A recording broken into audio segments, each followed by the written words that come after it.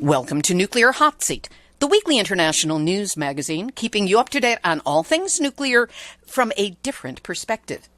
My name is Libby Halevi. I'm the producer and host, as well as a survivor of the nuclear accident at 3 Mile Island from just 1 mile away. So I know what can happen when those nuclear so-called experts get it wrong. This week, a special full-length report on the crisis in what to do with high-level radioactive waste created by nuclear reactors. Currently, over 80,000 tons of the stuff that is deadly for hundreds of thousands of years, and more is being created every day. We'll talk with 4 genuine experts. The first, with an overview on the issues surrounding the proposed high-level so-called interim radioactive waste dumps, is Kevin Kamps, nuclear waste specialist for Beyond Nuclear. On Nuclear Hot Seat, we go over the problems of nuclear waste storage quite often. But review for us some of the reasons why the Consolidated Interim Waste Storage Facility in New Mexico is not a good idea. First of all, it's a misnomer. It's a false promise that it's interim. It's likely going to become de facto permanent surface storage, which is a really bad idea because even the Department of Energy, back in 2002, in the Yucca Mountain Final Environmental Impact Statement, warned that high-level waste at the surface of the planet, if not tended to, will eventually get out from its containers. And that can happen at reactor sites like DOE was talking about there. It can also happen at consolidated interim storage sites. So that's a worst-case scenario, that loss of institutional control. Over time, this stuff's getting out. And, of course, there could be accidents even in the near term where stuff gets out. So I think New Mexico is very hip to the fact that this is not temporary, and they are really standing up at this point. The governor, the state lands commissioner, one of the Native American members of the U.S. House of Representatives, they are all speaking out against this proposal in New Mexico. There are 3 bills currently coming up for consideration in the House, possibly a vote, all of which deal with nuclear waste policy amendments, spent fuel prioritization, STORE Nuclear Fuel Act. What would be the result if any or all of these bills pass into law? These are dangerously bad bills. At their heart, they are for opening the Yucca dump as quickly as possible and increasing how much waste can be buried there. They're for opening these consolidated interim storage sites as quickly as possible, which are currently not legal, by the way, so they'd have to authorize that to happen. So what it would mean for most of the country is we all live in New Mexico. We all live in Nevada. We live along these transportation routes, by road, by rail, by waterway, and it's everybody's problem. So the mobile Chernobyls, the floating Fukushimas are going to pass through most states, many major cities, and the vast majority of U.S. congressional districts.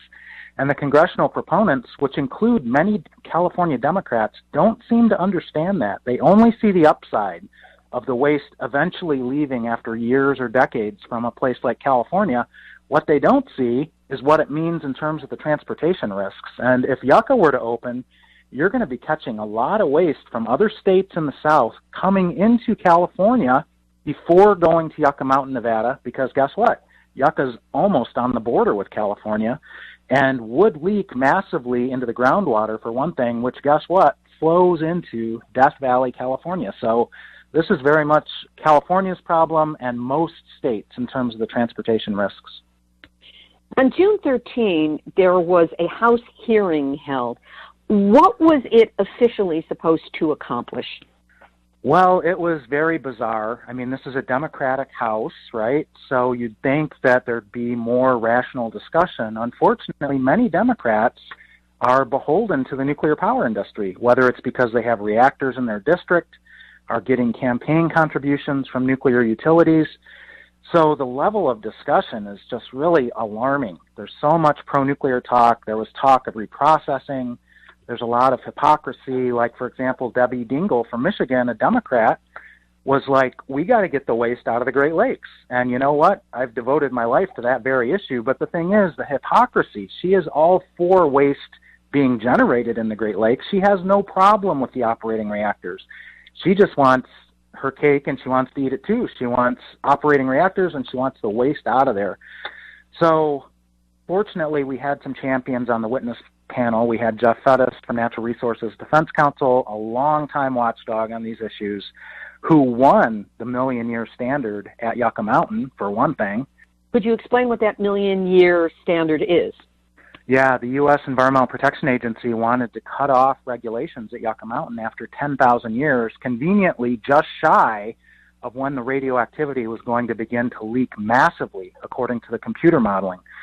So what Jeff Fettis did on behalf of an environmental coalition, including Nuclear Information, was to win a lawsuit against the EPA, and the courts told the EPA, you can't do that. You have to look at the long-term hazard, even if it's beyond 10,000 years.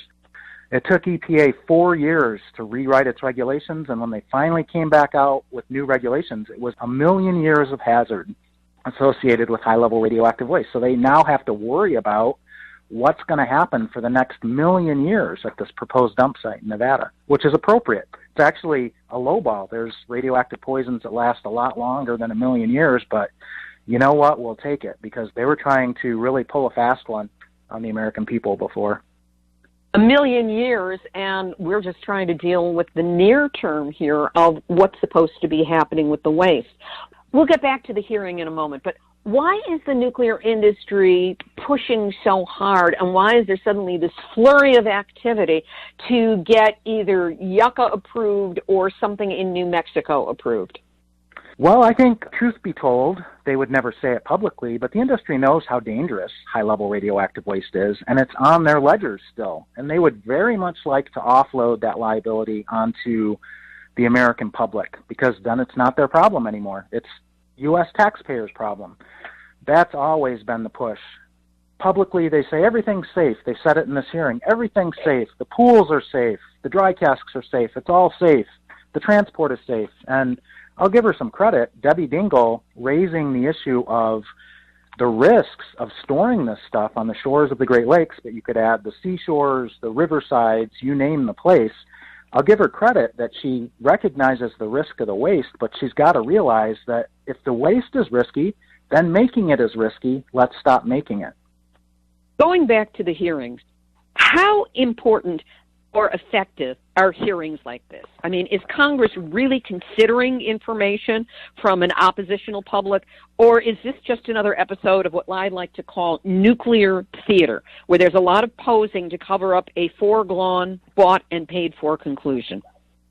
There's a lot of truth to what you're saying, but I'll point out that we just had another hearing. That's what's so alarming, is they keep pushing these bad centralized storage. If you're just going to move it again, why would you do that? You're multiplying the transportation risks, and you're risking that it's just going to stay there and never leave. And now you've got to worry about it getting out over time at the surface. So the House seems to be taking one tack. Is there a different set of angles being taken on legislation from the Senate? In other words, you have to fight this war, legislatively speaking, on two fronts? Yeah, in the big picture for the past decade, the House Republicans have been most interested in the Yucca dump. On the Senate side, yes, Senate Republicans, but also Democrats like Dianne Feinstein, unfortunately, were more interested on the Senate side in consolidated interim storage. What's really frightening to me is there seems to be some movement towards each other at this point, which is really dangerous, because that impasse has been the impediment to stopping all of these bad ideas. So as they move closer together, as Shimkus from Illinois in the House opens up to consolidated interim storage, as Alexander from Tennessee, Republican on the Senate side, moves towards the Yucca dump, he wants an up or down vote on the Senate floor on the Yucca dump this year. That hasn't happened since 2002. So that movement closer together is what really scares me. We're going to have to remain vigilant on all these fronts.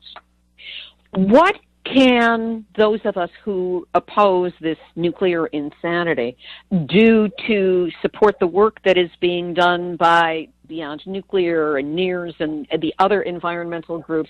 And what can we do on our own to support the work that you're doing? Folks really need to get a hold of their U.S. representative and both of their U.S. senators and say no to all these bad bills, say no to the Yucca dump, say no to consolidated interim storage, say no to the mobile Chernobyls that are an inescapable part of those plans, and say yes, urge your members of Congress to support some wise bills. Like, for example, on the House side, there's the Nevada-sponsored Nuclear Waste Informed Consent Act, which just says a state has to consent to becoming a dump site for radioactive waste. It's a very common sense position, but Nevada's been excluded from that consent-based siting for, 30 plus years. So that's a good bill on the House side. On the Senate side, there's a good bill called the Stranded Act. It's an acronym for Sensible, Timely Relief for America's Nuclear Districts Economic Development Act. There's this talk, isn't it cute? Who comes up with these? Yeah, I guess it's how they, have fun up on the Hill. But that term stranded refers to what they also call orphaned waste. These are shut down reactors. Some of them are supposedly completely decommissioned, never mind the lingering contamination, never mind the high-level waste that's there. What they're referring to is the waste is stuck at a place like Zion, Illinois. One of the co-sponsors is Senator Duckworth from Illinois. Another sponsor is Susan Collins from Maine. You've got Maine Yankee with its stranded waste, so-called. And what the bill would do is modestly compensate to the tune of something like $15 million per year these communities like Zion, Illinois, that can't develop the lakeshore, the Golden Coast of Lake Michigan, because this high-level waste is there. And they are suffering economically because they're stuck with this waste. The way I see it is that is appropriate, and it would take some of the pressure off of just get it out of here, we don't care where it goes, we don't care how it gets there, and that's why we're supportive of the Stranded Act. In terms of the states having any power at all to determine their own nuclear future, the Supreme Court just ruled that Virginia has the right to continue to block uranium mining in that state, which was seen as a major victory. Does that in any way give power to Nevada and New Mexico in their fight back against becoming the de facto nuclear waste dumps for the country? I think so. It is strange bedfellow stuff, all this states' rights, but, I'm fully supportive of states protecting their citizens and their residents and their environment from these nuclear threats, whether it's uranium mining in Virginia, high-level radioactive waste dumping in Nevada, high-level radioactive waste dumping in New Mexico. It's responsible for states to stand up and protect their people against, being screwed. I mean, the name of the bill in 1987 that singled out Yucca Mountain, Nevada, Western Shoshone Indian land, for this high-level radioactive waste dump is the Nuclear Waste Policy Amendments Act, but it's most commonly referred to as the Screw Nevada bill. And Nevada is calling this current round of legislation that's trying to screw it again just that. They're calling it Screw Nevada 2. I just vacationed in Nevada, and everyone I spoke to there is dead set against Yucca Mountain, and I wasn't around any activists. This was just people I would run into at a farmer's market or as we were thrift shopping or going around like that. And it seems that virtually the entire state is against Yucca Mountain. It seems ridiculous and inappropriate that the voices of the people are not being listened to. What a part of it is Nevada suffered immensely under nuclear weapons testing. A lot of people died from cancer downwind of the Nevada test site from the 1950s to the present. And they have taken one for the team, and they're not willing to take another one for the team. And the same thing can be said of New Mexico. The waste isolation pilot plant for military plutonium waste burial is in southeastern New Mexico. So here comes the nuclear industry again, breaking its promise to New Mexico, if you'll take the military plutonium, we won't ask anything more of you. Well, they're asking something more of New Mexico, to take all of the high-level radioactive waste in the country and park it on the surface. So the broken promises, the exploitation, the environmental injustice, the radioactive racism, that's why these long memories in places like Nevada and New Mexico are coming to the fore at this point. And people are just saying, no, we do not consent. You won't do this to us again. What's next in terms of the fight against these bills? Well, we have a hearing coming up in Midland, Texas. That is an NRC licensing proceeding. But the thing is, as we defend ourselves on Capitol Hill, we also have to defend ourselves on the executive branch side of things. So we're fighting all these battles at the same time. We're trying to stop these licensings in Texas and New Mexico for consolidated interim storage. If we lose, and we will, before the Nuclear Regulatory Commission, it's a rubber stamp, then we take it to the federal courts. We will appeal the NRC's rubber stamp to the federal courts, and all at the same time defending ourselves on Capitol Hill, where the illegality of consolidated interim storage currently, and it is illegal, it's clearly illegal. Holtec's top lawyer even admitted that in the kangaroo court proceeding in Albuquerque last January. The thing is, he said to the 3 licensing board judges, you know what, Your Honors, laws can be changed. As we speak, the Holtec lobbyists, the waste control specialist lobbyists are on the Hill trying to get this legislation passed that would make legal their dangerous idea for consolidated storage. So we're fighting all these battles in all 3 branches of government simultaneously. It sounds exhausting, and my hat's off to you and the others who are battling this at the high level. Anything that Nuclear Hot Seat can do or the listeners to this program can do, please keep us informed and let us know so that we can engage in the further battle. Great. Well, you know, there's congressional recess coming up. Members of Congress, senators and representatives are going back home to in-district, and so I encourage people, get together with your friends, your allies, and demand a face-to-face meeting with your members of Congress. They work for you. You pay their salary. And just tell them what you think about these bad ideas. And we can overtake the influence of the nuclear power lobby in that way.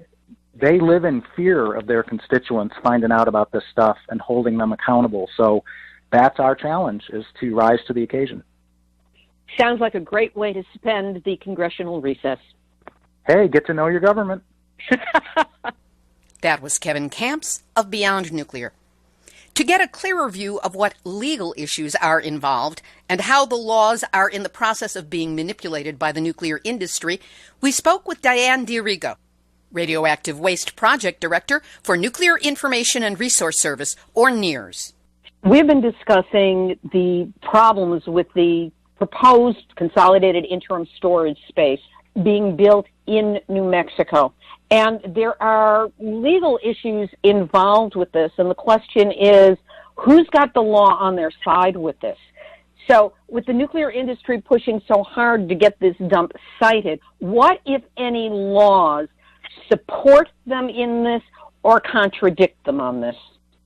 The Nuclear Waste Policy Act that is now the law of the land in the U.S., it's the 1982 Nuclear Waste Policy Act passed, and in 1987, the amendments passed. So under that law, it is not legal to have centralized interim storage. What happened in 1987 when the Amendments Act was passing is that there was a nuclear waste negotiator set up to spend about 3 years looking for volunteer. The primary target was Indian tribes, Indian nations, and the other opportunities were for the public, anybody whose community or county or state or whatever wanted to volunteer. The nuclear waste negotiator was set up under the 1987 Nuclear Waste Policy Amendments Act to find places that wanted nuclear waste dumps. The negotiator was given money to give to anybody who was interested, and then they would get to the next step of finding out more. So it was a process.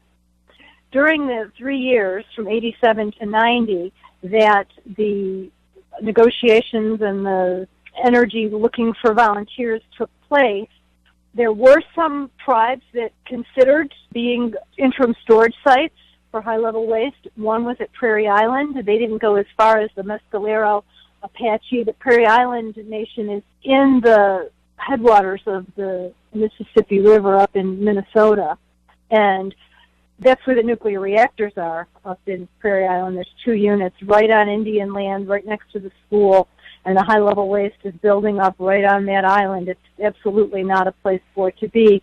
But they were looking at the possibility of using adjacent land to the river to being a centralized interim storage site. At the time, the term was monitored retrievable storage, or MRS, but it meant the same thing, a supposedly temporary place to bring high-level nuclear waste.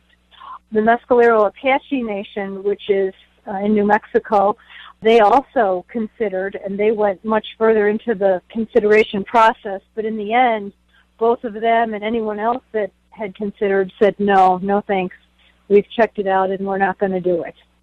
So the way that the law had been written is that the centralized interim storage, or MRS site, would be a site that would be temporary, but it could never open until a permanent repository was already operating.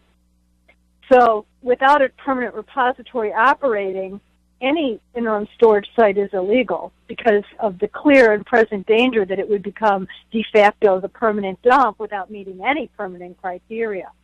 So the Nuclear Waste Policy Act for that 3-year window was allowing for consideration of temporary storage, but once that time period ended and there wasn't anyone, that whole type of dump is not even legal under federal law. Even if it was, it would only be legal if there was a permanent repository operating before it could operate. So it's illegal under current law for there to be an interim waste storage site without a permanent one, which of course they're all referring to Yucca and... Well, no. I mean, it doesn't have to be Yucca. It's any permanent repository. I think that's an important distinction, is that Yucca Mountain is a proposed permanent dump, which is not going to ever operate as a permanent dump for a variety of reasons. Environmental and technical criteria, political, violation of environmental justice, and violation of the sovereignty of the Western Shoshone people.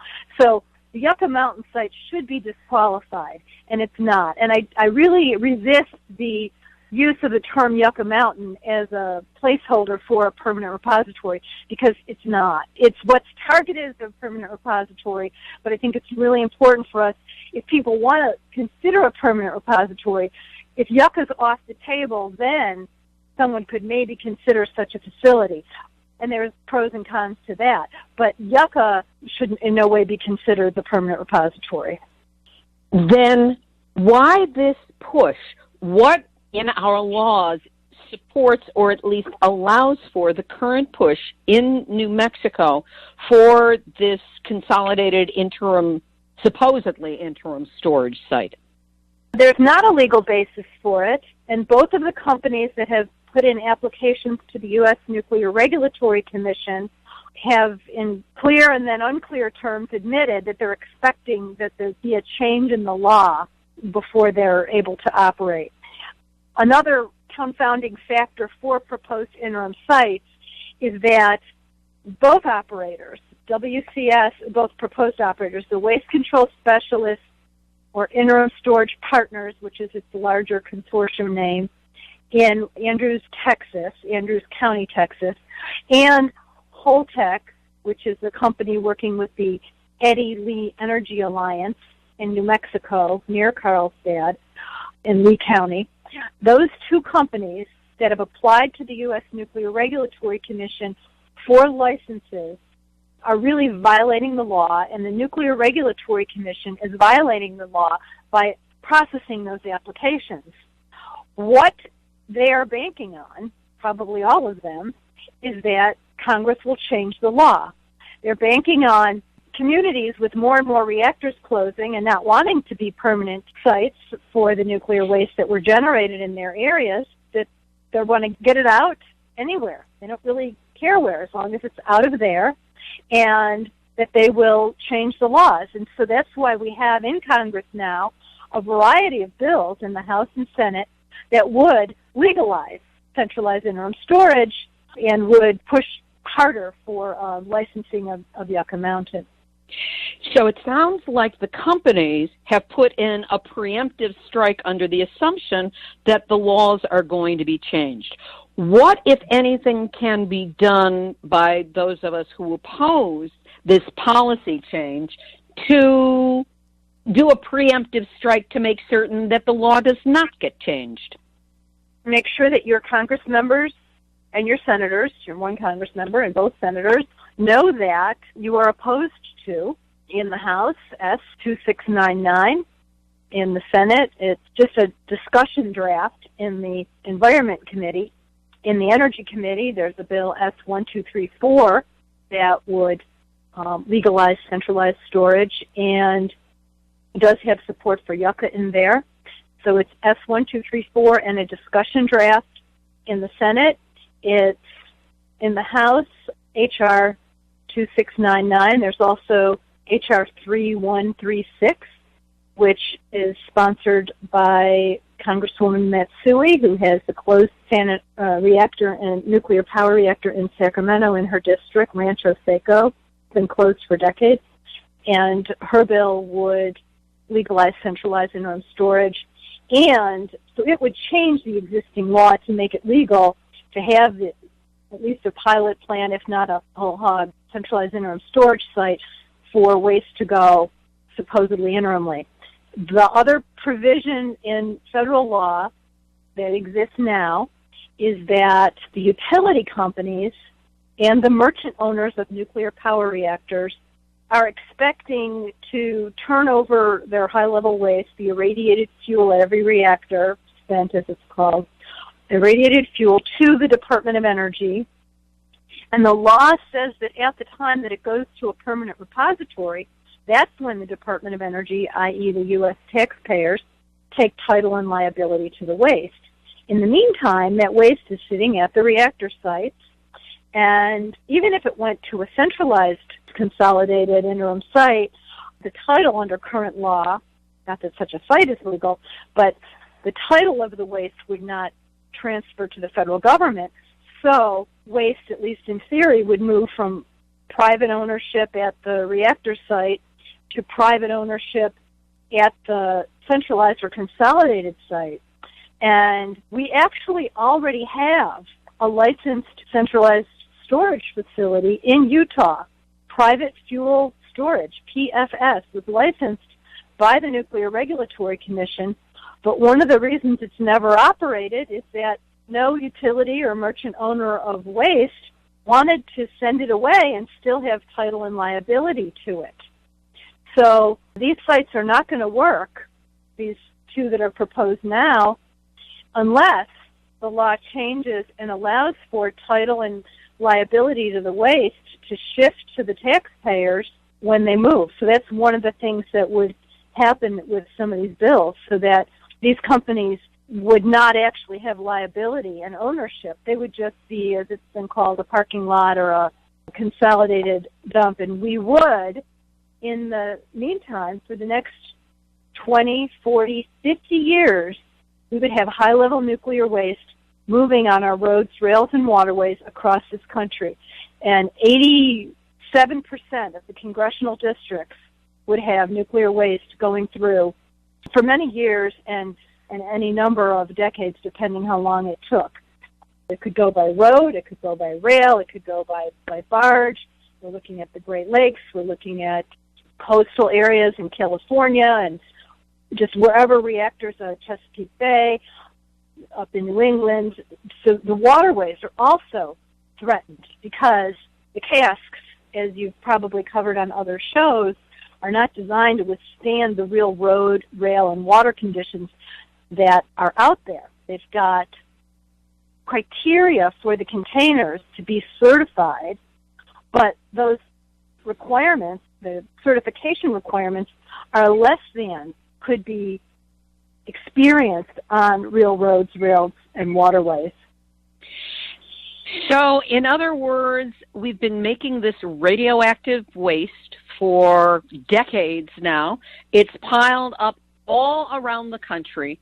Everybody's playing the game of NIMBY. They don't want it in their backyard, but there's nobody else's backyard to get it to, so they're trying to target a poor area where it's sparsely populated, and they think that by offering jobs and money, they can play sleight of hand and get people to go, ooh, let's get money for jobs and not look at the long-term implications of what they're going to be stuck with. Would that be accurate? Generally, the Permian Basin, where both of these sites now are targeted, that is oil country, oil, fracking, and it's a boom and bust economy. So sometimes people are doing great, and other times it's pretty tough. And there are varying. It's a community that the people that would be most exposed really don't have the resources to fight it. Diane D'Arrigo, Radioactive Waste Project Director for Nuclear Information and Resource Service, or NIRS. We'll continue this Nuclear Hot Seat special on the radioactive waste crisis with on-the-ground reports from New Mexico and West Texas. We'll do that in just a moment, but first, so many nuclear issues, so little time, and yes, it's always best to get on-the-ground coverage of what's happening. That's why next week, I will be traveling to Navajo Nation in New Mexico to cover the 40th anniversary of the Church Rock uranium mining disaster. That spilled 94 million gallons of radioactive waste into the Puerco River, which then flowed more than 80 miles downstream, contaminating water, land, and people, and it has never been cleaned up.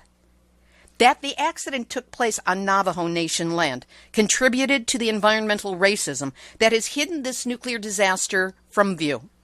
To use this program to make Church Rock visible internationally and give voice to those directly involved in it. This is what Nuclear Hot Seat does. Goes to the front lines to bring you back the nuclear news that you won't get anywhere else. But here's the problem. When I do travel for a story, it takes funds over and above what I use to run the weekly program. That's why I'm reaching out with a special request for donations to help me cover all my expenses for this important journey. Yes, I am asking for your assistance. Yes, yours. Any amount will help.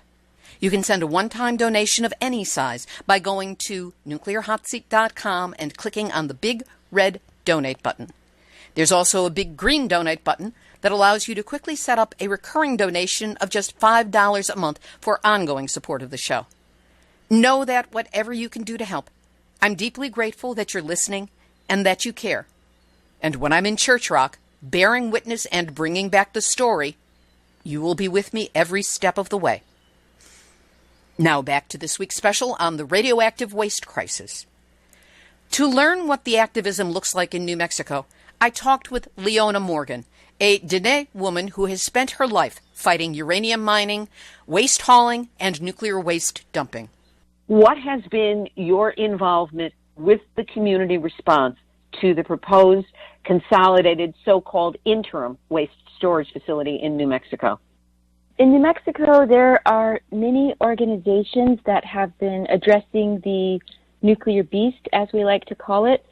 We consider ourselves to be in the belly of that nuclear beast in New Mexico with the Manhattan Project, uranium mining, and now we're dealing with more weapons, thanks to Obama, and these two things that we call interim storage. And one is in New Mexico, which is the Holtec International proposal to store more than double the amount of waste that exists today. And then just over the state line in Texas, across from Eunice, New Mexico, is the Waste Control Specialist site. And in order for waste to be delivered to WCS, if it goes there, it will still have to go through New Mexico.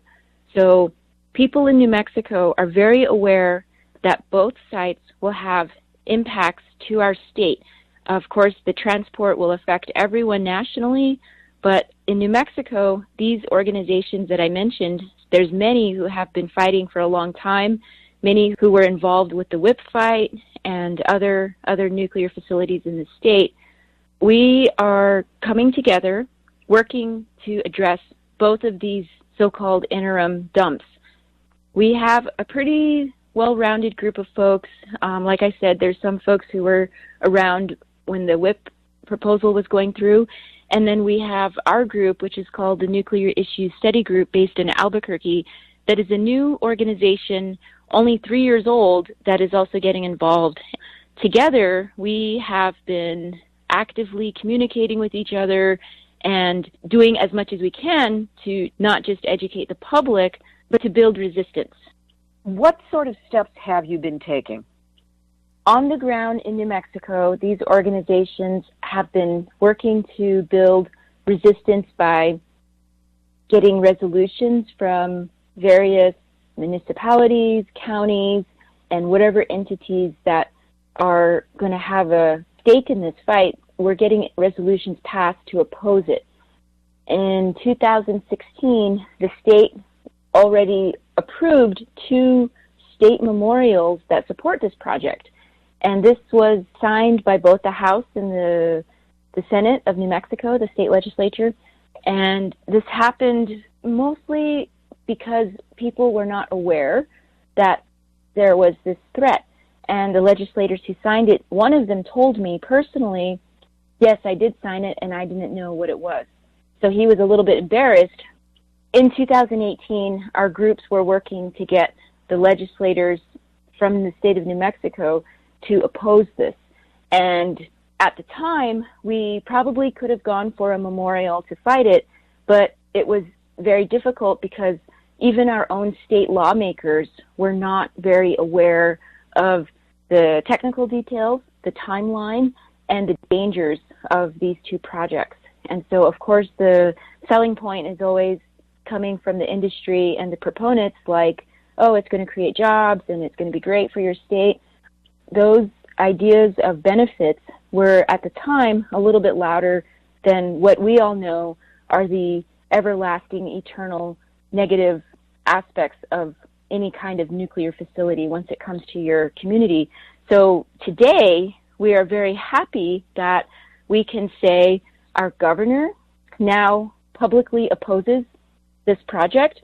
Our state land commissioner also just sent a letter out publicly opposing it. And our congresswoman, our representative, Deborah Holland, also came out very strongly against this project.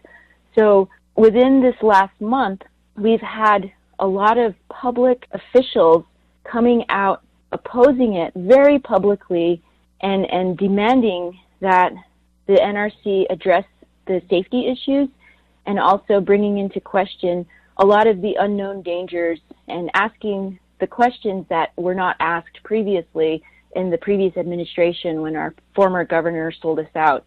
And so it really started, I think, with our former governor and her support and her collusion with industry. So now we're having to work to not just educate, but we're basically doing our own type of cleanup, I guess, of the situation because it created a big mess across the state. It flew so fast under the radar and people didn't know about it.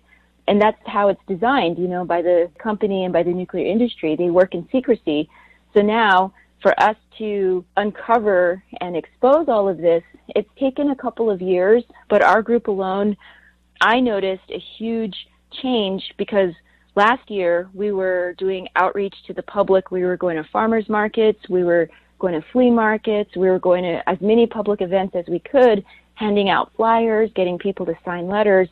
Well, we got 5,000 letters from individuals in New Mexico who signed a piece of paper that we then mailed to the NRC. Some of them we hand-delivered when they were doing their scoping of the beginning part of their NEPA process. So during the scoping period, our group alone, we got 5,170 letters. And out of those 5,000 letters, if we calculated who did we actually speak to, I'm sure we spoke to at least 10 to 15,000 people individually doing that one-on-one education to the public as volunteers. However, the NRC, they came back and they said, oh, we got 6,000 letters nationally. When all of the national groups were doing these type of letters, they counted a lot of them as form letters. And we know we had at least maybe 30,000. So in New Mexico and across the country, there were tens of thousands of letters opposing Holtec, but the NRC minimized that number, and we know we did the hard work. We know we went out and we went to the communities, we did presentations. Myself and some others went to the Navajo Nation, and there's also a resolution from the Navajo Nation, what's called the Dene Uranium Remediation Advisory Commission. They also signed a resolution opposing Holtec and the transport, as well as WCS, which is on the Texas side. And we have one resolution from a Navajo Nation chapter, which is the smaller governance of the Navajo Nation. Right now, there's also some education that's being done within the Pueblo government structure. There's 20 Pueblos in New Mexico, which are also their own indigenous nation, but they also have their own system, how they operate together. And so they're becoming aware of the issue. And in Arizona, we also started to talk about the transport issue because with the fight that I'm also a part of, the indigenous fight called Hull No, there we're fighting the transport of uranium from the Grand Canyon to the uranium mill in Utah, and that issue alone was about transport. And so that opened the door for us to educate people that, okay, uranium is a dangerous type of transport, but high-level radioactive waste is also a very, very, maybe I would say even more dangerous risk than uranium ore. So yeah, most of the on-the-ground stuff has been education, outreach, and now people are beginning to act by getting formal opposition from their communities. So this has been great. This work will continue. Obviously, we have a lot more to do. We're going to have to step it up, and so folks should be seeing a lot more action coming in the next couple years. It's clear that your group has been active in the best hands-on way in terms of one-on-one and to small group communication, because that has been proven time and again to be the best way to communicate difficult, dangerous issues that people would rather not pay attention to. What are the next steps that you see for yourself as an individual and for the groups that you are working with? Obviously, when you escalate your response to something, people start to do more direct action, more mobilization. That would just naturally be something that would happen as the fight is getting bigger.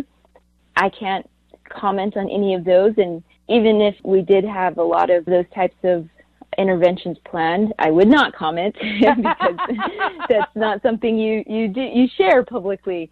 But for the most part, the smaller building blocks that are happening now, there will be an incremental increase in how people will respond. And I think the organic process of non-activists, because right now it's mostly our groups, like I said, people who are already involved in the fight.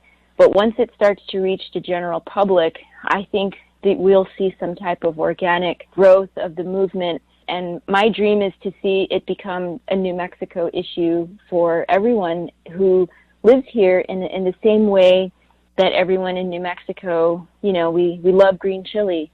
I think it would become synonymous with something like that people know New Mexico is very much a nuclear state. And that's not something we embrace. We embrace our green chili. We love our green chili.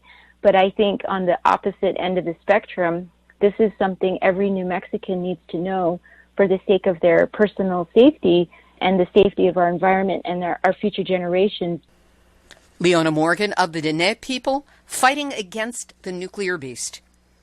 Finally, there is a site under serious pressure to host a high-level nuclear waste dump in West Texas. To learn more, we spoke with Karen Hadden of the Sustainable Energy and Economic Development, or SEED, Coalition. We have been discussing the proposed high-level so-called interim radioactive waste dump being proposed for New Mexico. But there is also a proposed site for one in West Texas. Give us a little background on that site and what is being proposed. There is a company called Waste Control Specialists. They go by WCS, and they are trying to do consolidated interim storage, bringing radioactive waste, the high-level radioactive waste from around the country to Texas. They would store it above ground in dry cask storage in West Texas in the county of Andrews, right near the New Mexico border. And they want to bring 40,000 tons for starters of this high-level radioactive waste. We anticipate that they would ask for more later. So this could potentially be the nuclear reactor waste from around the whole country. What is different, if there is any difference, between what's happening in West Texas and what's happening in New Mexico? Procedurally, there are a lot of similarities. The sites would be a little bit different. In New Mexico, the waste would be slightly below the ground. In Texas, it's totally above the surface. New Mexico is asking for more for starters. I think Texas certainly would ask for more over time. More what? More of the radioactive waste. Texas would certainly be wanting to extend their volumes over time. The way that WCS operates is typically like the camel's nose under the tent. They start with requesting one amount on an application, but certainly they plan to expand and would want to take more and more high-level radioactive waste over time. Now, are these two sites in competition with each other? Are they working parallel with each other? What relationship, if any, is there between them? The two sites are in competition with each other, but at the same time, there is nothing that would prevent both sites from operating. So we don't know what will happen. The judges, in my own opinion, may be likely to issue the license applications, but that doesn't mean that the sites will get built, and certainly there is a lot of opposition in both states. It sounds like they're engaged in a race to the bottom. Legally speaking, where does this stand now? Right now, we're in the process of the Nuclear Regulatory Commission considering the license applications. There has been an oral hearing by the Atomic Safety and Licensing Board judges in New Mexico, and we're about to have the one in Texas by the same three Atomic Safety and Licensing Board judges, and that will be in Midland on July 10th. And we're inviting people to come out and join us for that. At this hearing, will there be a chance for the public and for concerned organizations such as Seed Coalition to be making presentations? Seed Coalition will be represented by attorney Terry Lodge, who is representing about 8 different organizations, Public Citizen and others. But we will not be able to speak as individuals. We are hoping that some of the public officials who are opposed to the plan for high-level radioactive waste storage, we hope that they can get a chance to speak, and we're waiting to find out if that's going to be able to occur. You know, I often refer to any kind of hearings that take place, or here in Southern California, the Nuclear Regulatory Commission community enragement panels, as opposed to engagement panels, which is what they call them.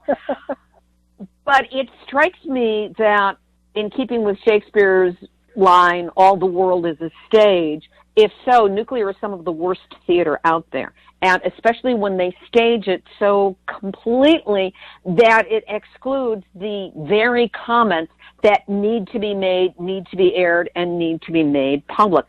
What is the best possible outcome from this kind of hearing, and what is the most likely immediate outcome of it?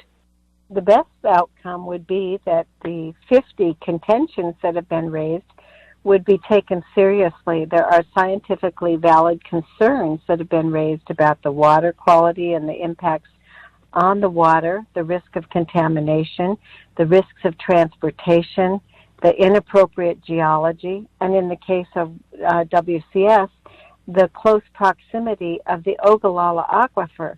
These scientific concerns and health and safety concerns should be taken seriously, and it would be great if these issues were accepted and heard and fully discussed and vetted with experts. We don't think the judges are leaning that way so far based on what we've seen in New Mexico, where they admitted the several organizations as parties, but they didn't accept any of the issues, meaning basically there's no case. And that leaves it where we have to go into the regular courts for appeal, especially if and when the Nuclear Regulatory Commission does issue these licenses.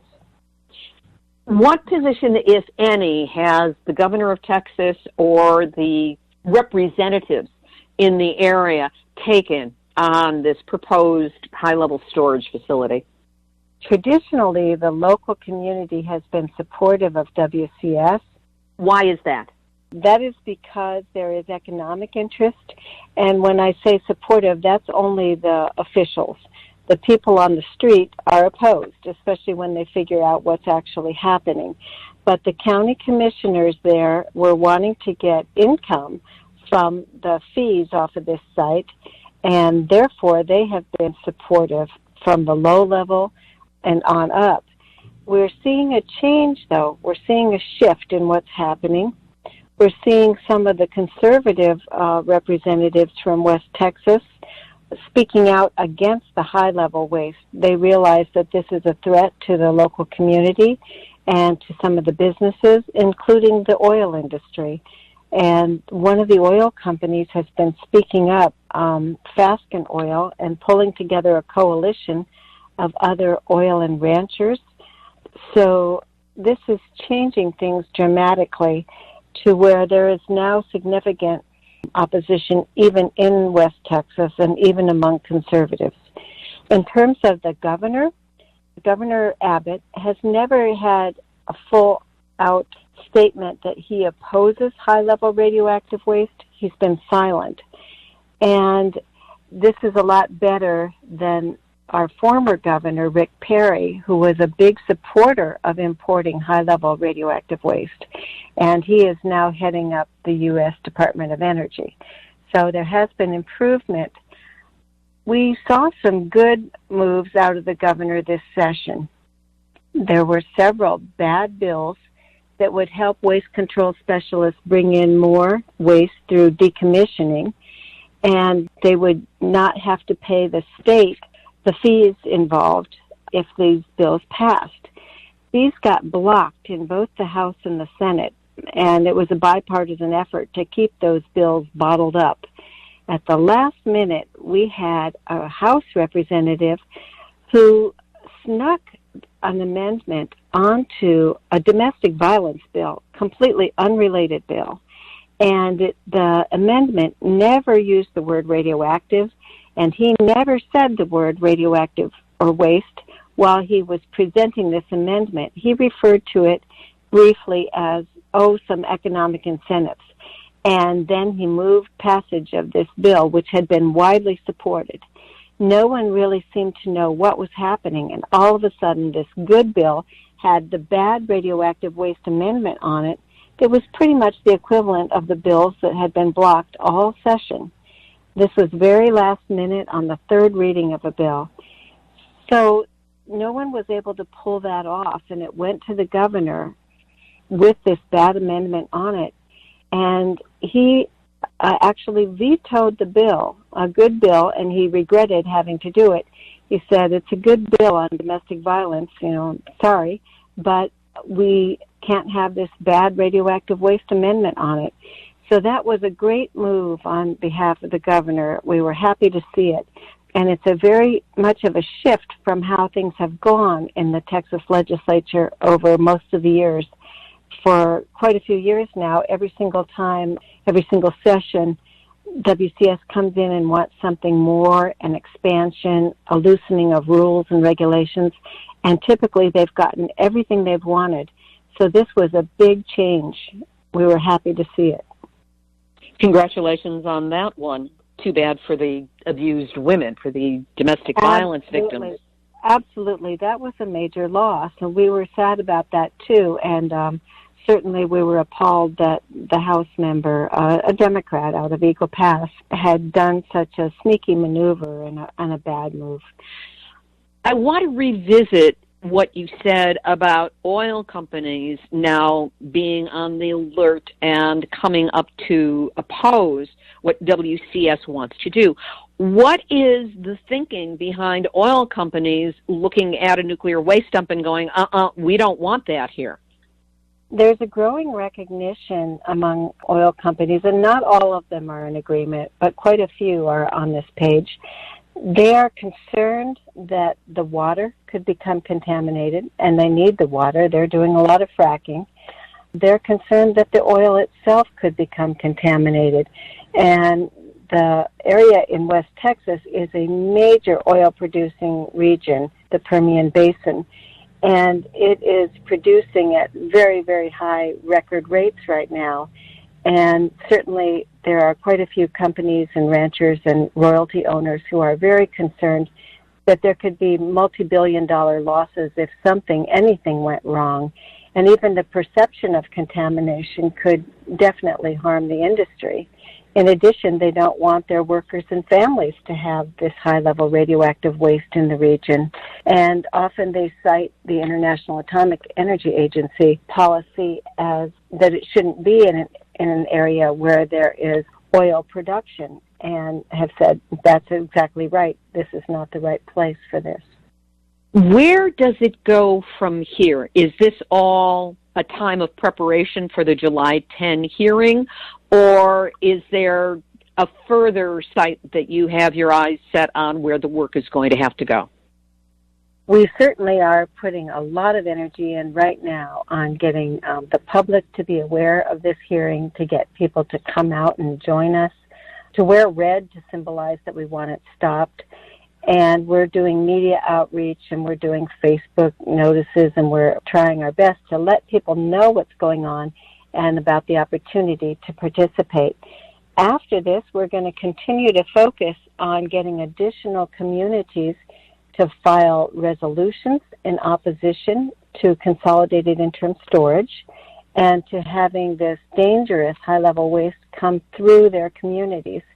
We've had a number of communities, a total of 8 cities and counties in Texas so far, have passed these resolutions, and they've been major cities like Dallas, San Antonio, El Paso, Midland, the Midland Chamber of Commerce, and even Midland City Council. So we're seeing increasing opposition, and we're going to keep that ball rolling and get more cities and counties to sign on, and also legislators to write letters to the Nuclear Regulatory Commission to explain why we have such serious concerns. And, for the local people, for them, most communities, they have fought incredibly hard when there's 1 or 2 nuclear reactors put in their backyard. Historically, there have been huge fights. But for the local community in Andrews and in Eunice, New Mexico, which is 5 miles from the site, this means the equivalent of as many as 100 nuclear reactors, the waste coming from many nuclear reactors, all in their backyard. And this doesn't make sense in terms of safety and health, and it certainly isn't right for the communities that get dumped on. Karen Hadden of SEED Coalition. Final thought? If we need an interim repository for high-level nuclear waste, I suggest the basement of the Nuclear Regulatory Commission, Holtec CEO Chris Singh's jacuzzi, Steve Forbes' swimming pool, and up Michael the Schellenberger's, well, it's an anatomical reference and too rude for broadcast, so use your imagination. This has been Nuclear Hot Seat for Tuesday, July 2nd, 2019. Just remember, we are all in the Nuclear Hot Seat.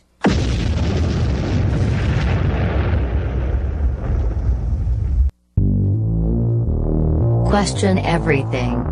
Intelligent radio for intelligent people. UCY.TV.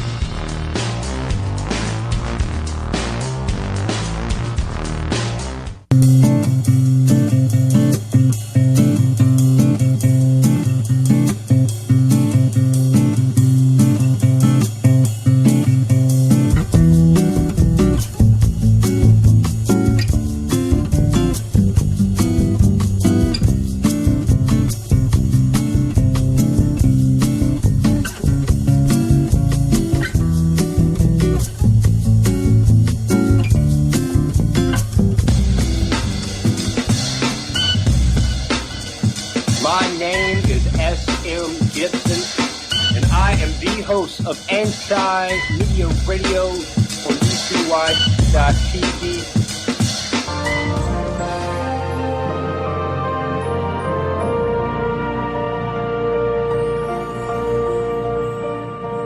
I have seen the torch of freedom pass from hand to yearning hand, and the vision of our fathers spread hope throughout this land as the dreams some fall.